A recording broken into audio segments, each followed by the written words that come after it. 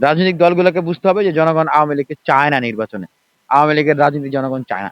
এবং কোন রাজনৈতিক দল যদি জোরপূর্বক নিজেদের স্বার্থ হাসিল করার জন্য দ্রুত ক্ষমতায় আসার জন্য আওয়ামী লীগের সাথে আবারও সেই খুনিদের সাথে রক্তখেকোদের সাথে তারা যদি আবার পার্লামেন্টে বসতে চায়, তাহলে তাদের পার্লামেন্টে বসার শখ মনে হয় পূরণ হবে না। জাতীয় পার্টি যে বক্তব্য দিচ্ছে যে এই সরকার বাদ দাও, কারণ এই সরকার নাকি বিচার করতে পারতেছে না, তাদের নিরাপত্তা দিতে পারতেছে না, এই জন্য তারা এই সরকারের বাদ দেয়। এই সরকারের অনেক সমালোচনা আছে, এক একটা অ্যাঙ্গেল আছে, কিন্তু তাদের যে অ্যাঙ্গেল, হ্যাঁ, তাদের নিরাপত্তা দিতে পারতেছে না।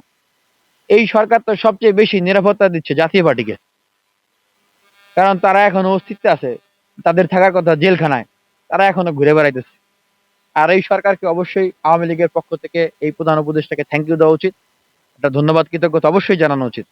নাহলে এটা ভালো হবে না, কারণ এই যে আওয়ামী লীগ নিষিদ্ধের বিষয়ে কোনো পরিকল্পনাই নাই প্রধান উপদেষ্টা বলছে, তাহলে এটা শেখ হাসিনা, ওবায়দুল কাদের সহ আওয়ামী লীগের নেতাদের তাদের একটা থ্যাংক ইউ দেওয়া উচিত না?